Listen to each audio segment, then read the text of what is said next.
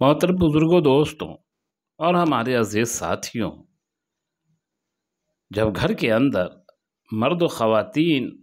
حضرات ہوں اور ساتھ ساتھ ہمارے بچے بھی ہوں تو ان تینوں کو ملا کر گھر کا شعبہ، یہ ڈپارٹمنٹ مکمل ہوتا ہے۔ اور دین کے کاموں میں بھی یہ دیکھا گیا ہے کہ جس گھروں کے اندر مرد، عورت اور بچے دیندار ہوں تو وہاں سے دین کی خوشبو نکلتی ہے۔ جس گھر کے اندر اگر خواتین مددگار نہیں، تعاون نہیں کرتی تو مشکل ہے کہ اس گھر سے دین کی محنت کی فضا نکلے۔ اس کا انجام یہ ہوتا ہے کہ آنے والی نسل یعنی ان کے بچے بھی، چونکہ زیادہ تر وقت بچوں کا اپنے ماں کے گود میں گزرتا ہے، تو لہٰذا اگر ماں دیندار ہوتی ہے تو بچے دیندار ہو جاتے ہیں، ماں بے دین ہوتی ہے تو بچے بے دین ہو جاتے ہیں۔ تو مزہ تو تب ہے کہ جب باپ بھی دیندار ہو، ماں بھی دیندار ہو اور بچے بھی دیندار ہوں۔ تو بے شک اس گھر کا کیا کہنا کہ گھر کے اندر کی فضا، گھر کے اندر کی ہوا اور گھر کا ماحول وہ سب مذہبی ہوتا ہے، اور دین کا کام کرنا آسان ہوتا ہے، بلکہ دعوت کا کام کرنا بھی آسان ہوتا ہے۔ اب غور کر لیں، حضرت ابو بکر، حضرت ابراہیم علیہ السلام اور حضرت اسماعیل علیہ السلام اور ان کی والدہ ابراہیم علیہ السلام کی والدہ بی بی حاجرہ رضی اللہ عنہ، تو ان تینوں نے جو قربانیاں دیں تو ان دونوں کی قربانی میں سے یعنی ماں اور بیٹے کی قربانی نے حضرت ابراہیم علیہ السلام کو اللہ کا خلیل بنایا کہ آپ کو ہر طرف سے تقویت ملتی رہی کہ ان کے گھر میں دین کا کام کرنے میں کوئی مشکل نہیں۔ جس وقت چاہا، جس وقت حکم اللہ ہوا، لے جا کر ویرانے میں پہنچائے، اور بیوی نے پوچھا تو انہوں نے کہا کہ اللہ کا حکم ہے۔ پھر جس وقت اللہ کا حکم آیا تو ان معصوم بچوں کو جو ابھی پوری عمر کو بھی نہیں پہنچے تھے اور آپ کی سب سے پیاری چیز تھی، اس کو اللہ کے راستے میں قربان کیا، اس کے لیے وہ تیار ہو گئے۔ تو لہٰذا اس طریقے سے دیکھا جائے تو حضرت ابراہیم علیہ السلام کو اللہ نے اپنا خلیل بنا لیا۔ لہٰذا ایک حدیث شریف میں ہے کہ ایک عورت جب بگڑتی ہے، یا ایک عورت جب جہنمی ہوگی،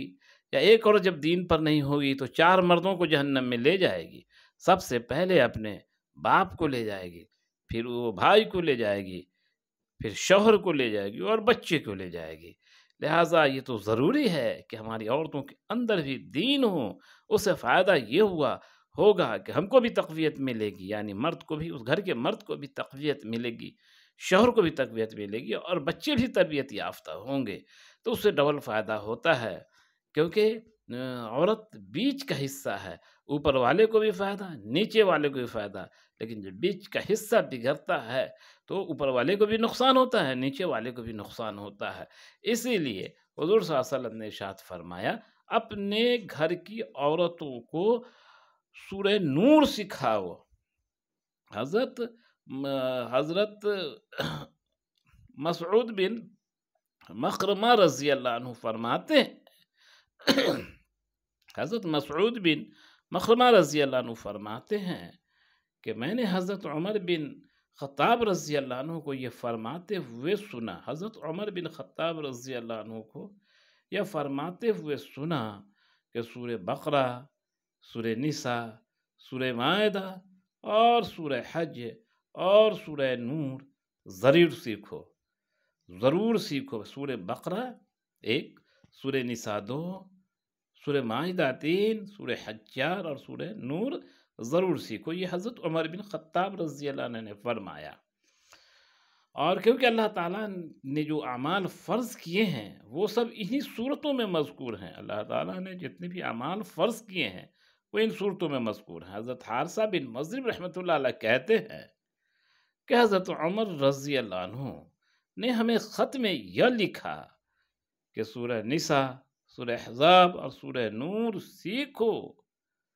حضرت حارثہ بن مضرب رحمۃ اللہ علیہ کہتے ہیں کہ حضرت عمر رضی اللہ عنہ نے ہمیں خط میں یہ لکھا کہ سورہ نساء، سورہ احزاب اور سورہ نور سیکھو۔ حضرت عمر رضی اللہ عنہ نے فرمایا کہ کہ سورہ برات سیکھو اور اپنی عورتوں کو سورہ نور سکھاؤ اور انہیں چاندی کے زیور پہناؤ۔ یہ حیات الصحابہ میں ہے، جہاں سے یہ پڑھا گیا اور جو لکھا ہے وہ بتایا گیا۔ تو محترم بزرگوں، دوستو، ہم اپنی عورتوں کو قرآن ضرور پڑھائیں، اور جو فضیلت صورتوں کی ہے ان صورتوں کی فضیلت بھی انہیں ضرور بتائیں، اور اس کے علاوہ قرآن کو سمجھ کر پڑھیں۔ قرآن چونکہ عربی میں ہے، ہماری زبان عربی نہیں ہے، لہٰذا ہم نہیں سمجھ پاتے کہ اللہ تعالیٰ